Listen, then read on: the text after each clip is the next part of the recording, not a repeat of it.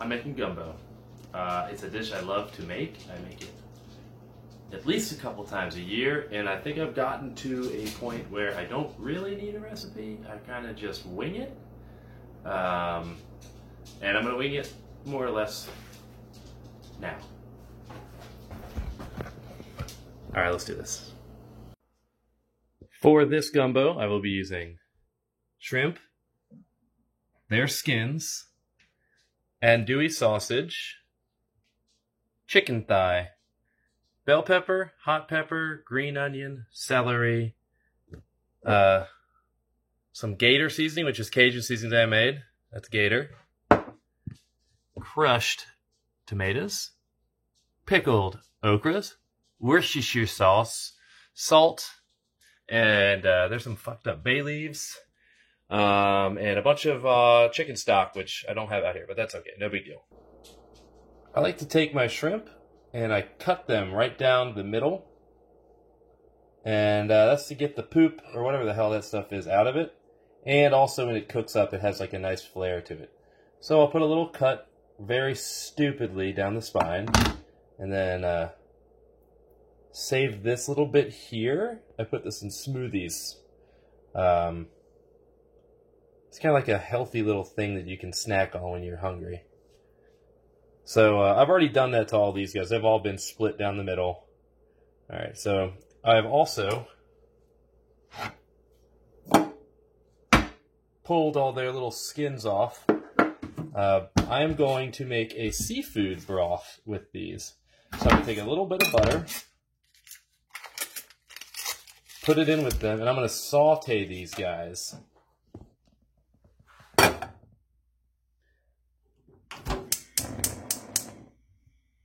Now, once this butter melts and all these guys start smelling really shrimpy, I'm going to pour some chicken broth in there. I've got the veggies. I am going to be lazy, and I'm going to roughly chop these.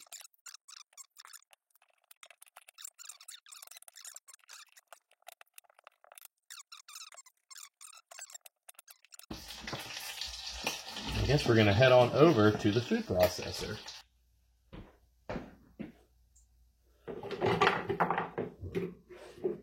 So this little combination of vegetables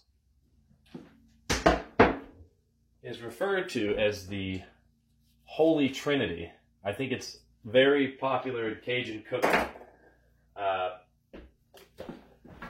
As opposed to, say, mirepoix, which is popular in French cooking. And I think mirepoix is carrots, onions, and celery.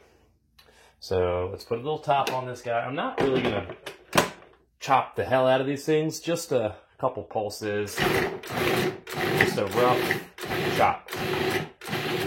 Well, I burnt the butter, but it smells incredible. I think that it'll add a nice flavor. Burnt butter does taste pretty good if you use it properly, and I think this will be fine. It'll have like a nutty flavor, but it'll completely get lost. So what I'm going to do here is I'm going to cook this shrimp, turn it back on, in a bit of chicken broth. And what I'm hoping to do is kind of cook it down and make a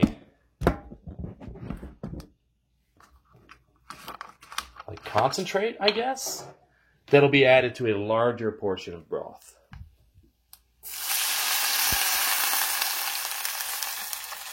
So this is just going to sit and chill for a little bit. Chicken thighs. Oh, right, I like to do chicken thighs in gumbo, so I know that some people, or at least one guy said once on the internet, and probably a bunch of Louisianians, have probably said you're not supposed to mix chicken gumbo with sausage and shrimp and all this stuff, but I don't really care. I like it in there. So I heavily season it in salt. And careful not to get my chicken fingers on everything. And pepper. And what I'm going to do with this is render a lot of this fat out of it by putting it on a cold pan, skin side down, I'm going to cook this for a while, and what I want to do is get some color on it. So I'm going to cook it at pretty high heat. Hopefully I won't burn it. Yeah, this is a new pan. I just got it for Christmas, and I don't really know how to use it that well. So this could completely fuck up, and we'll have to play some sort of fix-it to do it. I moved this to the back burner, literally, to sit and simmer and get shrimpy. This is going to go for a while. All right, so we're cooking. So these sausages are called andouille sausages, or andouille, or andouille. I'm not sure. I don't know how to pronounce it. They are a Cajun sausage, and they're really freaking good. They're a little spicy.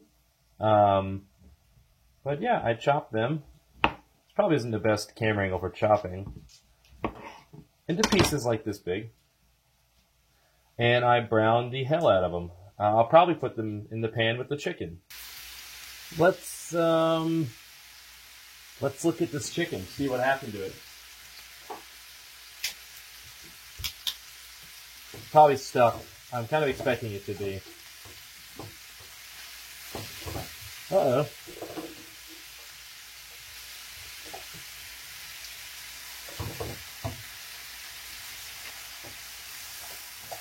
Oh no, she's doing great. That's what we want. Nice golden skin here. That's awesome. All this fat's rendering out. It's going to cook these these little andouille sausages. I'm actually going to probably take this chicken out here. I just want to pull some fat out of the skin. Yeah. Oh, that's great. I like my new pan. I'm very happy with it. So I'm taking the chicken out. I've gotten what I want out of it. And now these guys can have some special attention to get all silly and burned up. So we're going to make the roux. You can hear the sausages doing their thing. They're looking really good, and they smell fucking amazing. Alright, so roux is pretty much 1 part flour, 1 part oil.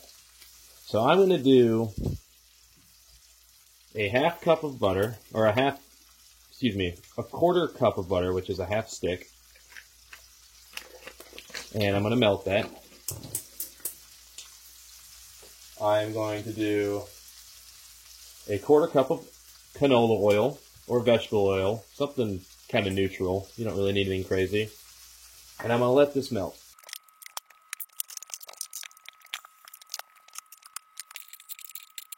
I'm back. So this is about done. I want to show you these. These are done too. I might as well show you. I'm going to set them aside. But this is exactly how I want to look. That like crispy brownness is on most of these sausages. And all this crap stuck to the pan, we're going to get that off later with the shrimp mixture. You'll see in a bit.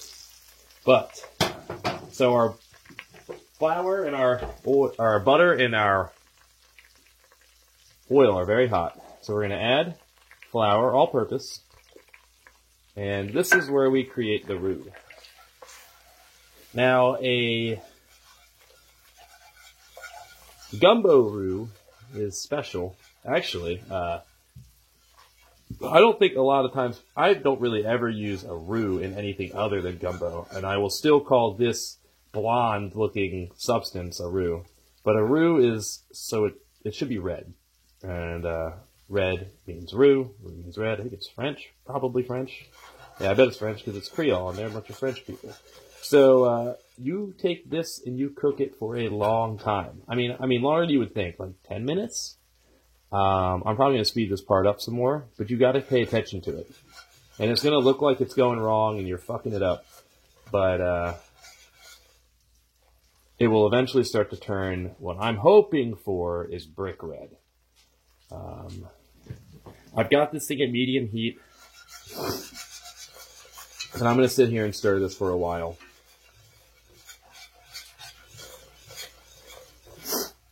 I'm having a responsible alcoholic beverage. It's called a Stiegl Radler. It's 3.7%. It's half beer, half grapefruit juice, and it's amazing.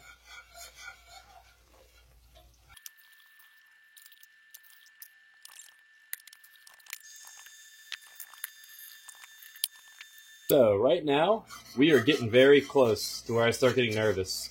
And I'm trying not to put stuff in this because it starts smelling really fucking weird. You know, it smells kind of like burnt popcorn taste. And I know that sounds off-putting, but it's a complex and odd flavor, and I think it's what really makes gumbo taste like gumbo. So I'm going to do this a little bit longer.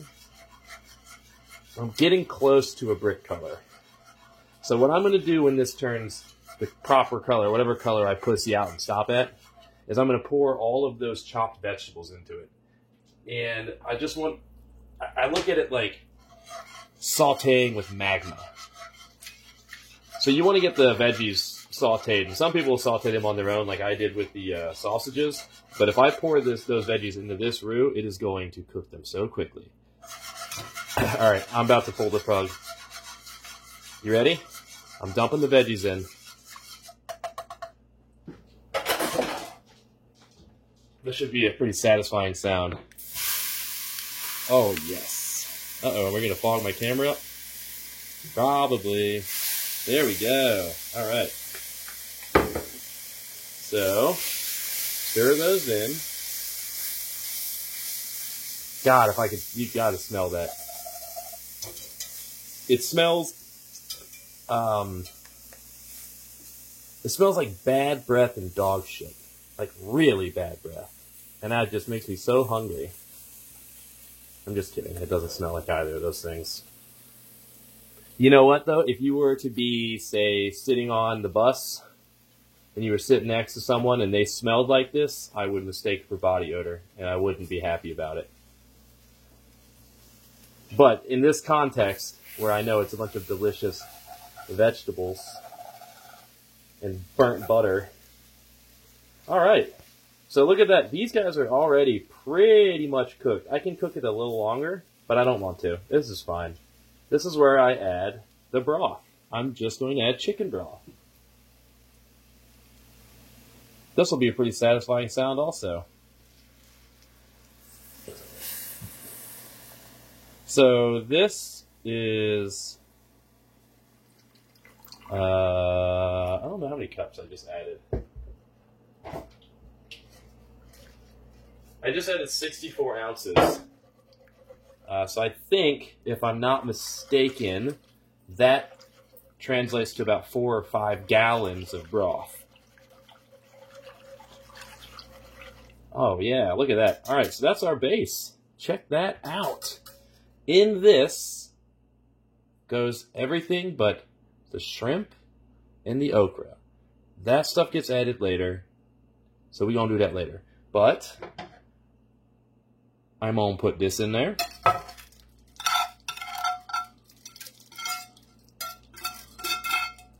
See that pan? We're going to fix that. I'm going to put these in there, and they're going to, when you'll see, when they're ready, we'll do some shit to them. They're going to cook and get soft, and we're going to pull them apart, pull the bones out. So now, what we have is a unseasoned gumbo base with a bunch of good shit in it. I'm going to turn the element onto pretty high, and I'm going to bring it to a boil. In the meantime, I'm going to add some stuff to it. I'm going to add some gator season. This is essentially what you would buy if you bought Creole seasoning, except it doesn't have a bunch of weird stuff in it.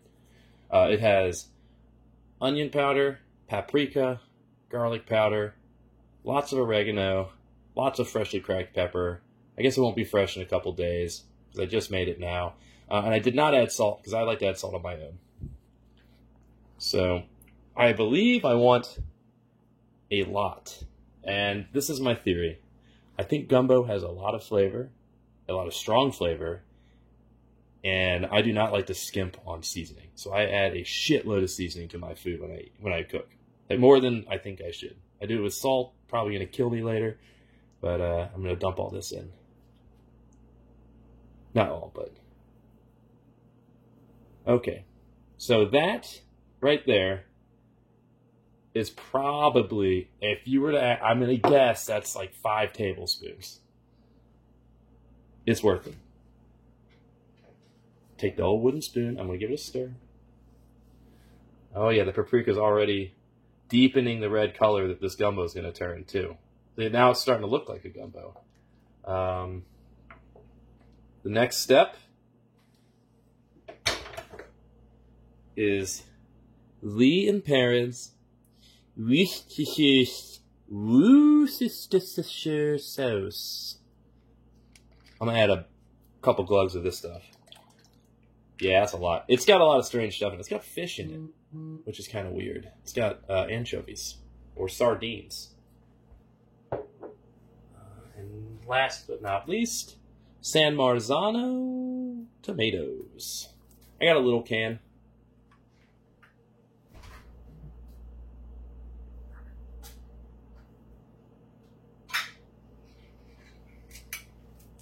Ta-da! Yay! In it goes. In it goes. I should rinse this out and pour it in there, but I'm not, because I have too much liquid in this, so I'm being wasteful again. Sue me. This video is going to be like 30 minutes long. I have no idea how I'm going to cut all this shit out. Alright. Okay, so now we wait. Yeah, that's it. This is basically a gumbo. There's a couple more things to do, but really this just takes time. And I mean, quite a bit. I mean, you can cook it as long as you want, honestly. Like, once this chicken cooks through, you could eat this now, but I wouldn't. I'm gonna cook this, I don't know, probably 2 hours. Once it hits a boil, I'm gonna reduce it to a simmer and keep an eye on it and stir it every now and then. Oh yeah, let's add some salt.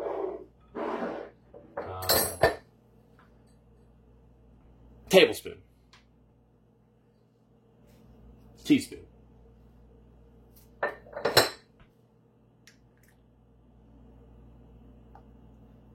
Let's try it. I'm sure this chicken, it's medium rare. It won't kill me.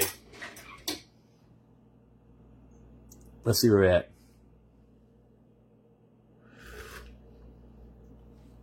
Oh my god, it tastes great. I can't wait. Its flavor is going to become so deep. So deep.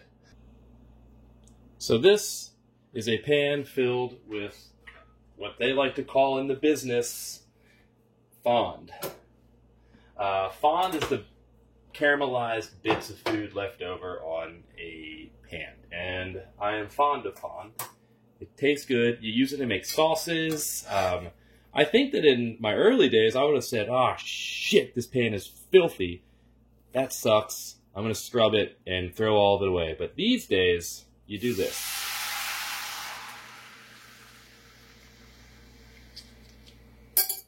So that was our shrimpy goodness. And I'm going to take... Hopefully I'm not going to make a mess. That was a lot of liquid. I could have used wine. In fact, if I had some white wine, I would use it. But I don't have any white wine. So I'm fucked. That's okay. And then you kind of just scrape all of that stuff, which is concentrated meat flavor. And that's going to end up in the soup, one way or another. It's going to end up with this shrimpy flavor, and then you're going to have sausagey flavor, and some chicken fats going in there too. Actually, the rest of the fat in that chicken is going to render out too, so we're going to have to probably pull fat off of the soup. So I've got this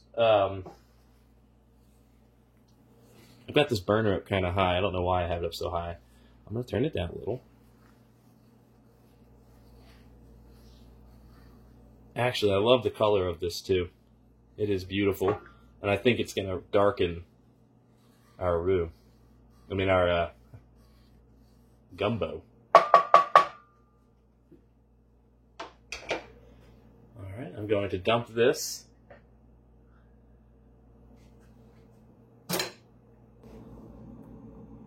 It has been about 2 hours, and this is what we got.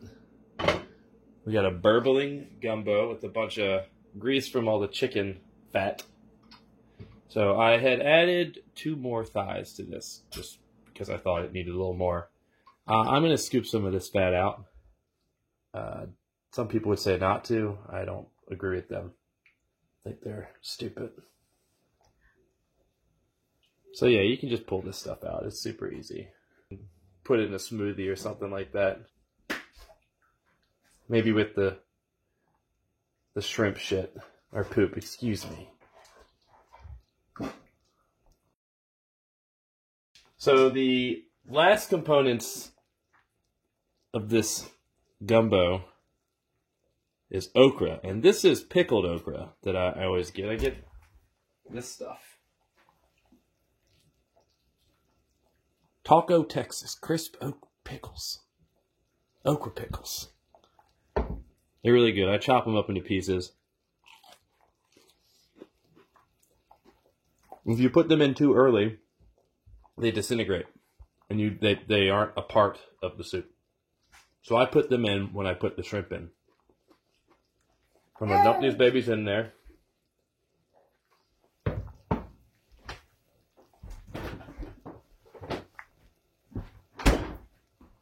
I got my shrimpies.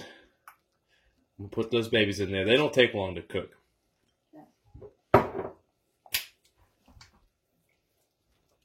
There we go.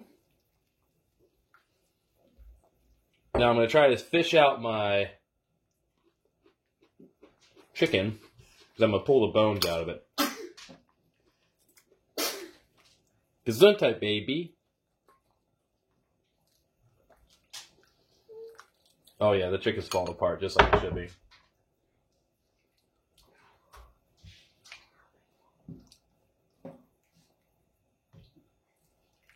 Okay, there we go. While the shrimp and okra are getting incorporated in the gumbo, we're going to pull bones out of hot chicken and probably, I'm just going to throw the skin away. I'm not eating it. I don't want it. It's only good if it gets fried. So, if I had the will to, I could fry it and it would be amazing, but I don't have that will. So these two, there's two breasts or two thighs that are going to fall apart immediately. And those are the guys that have been cooking in this chicken all, for the 2 hours, or this gumbo for 2 hours. I added two more probably about a half hour ago. So they're cooked through, but they're not fall apart. Yeah, these guys are, these are the new ones.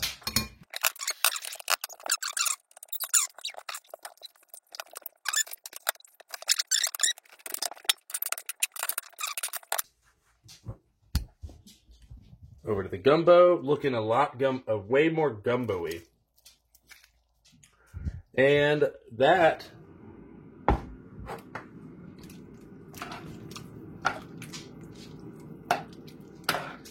is a done pot of gumbo. So check out the shrimpers. See if I can find them. I wish I had more. I should have bought a pound. I only bought a half pound. I was being frugal. But that little slit in the back of the shrimp makes it so nice. Can't wait to eat that. I get 5 and Megan gets 5. There's 10 in there.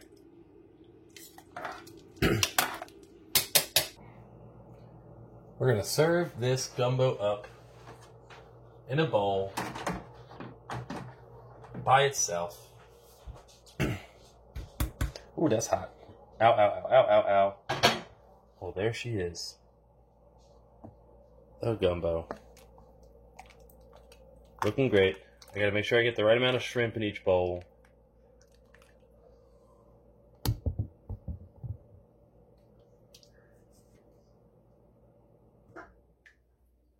Another thing that roux did is it thickened this a bit. That's the main purpose of adding butter and flour to a dish and creating one of those concoctions, is to add just some body to something. And with gumbo, it not only does it add body, but it adds flavor and color. So I see 2 shrimpies in there. I gotta find 3 more.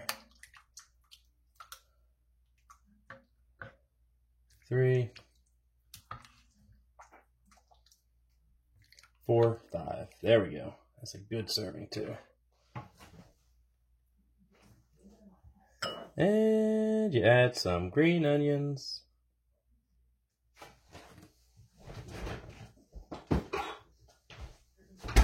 And some hot sauce.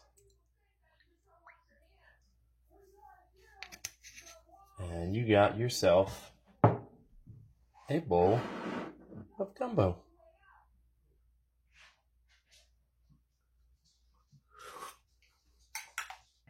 Yep. Tastes how it should. Perfect. This would be good with rice. You could put it right on top, like a little ball, or on the side. Megan and I are going to eat it with little corn muffins, Jiffy, and mac and cheese I made last night, because why not? Bye-bye.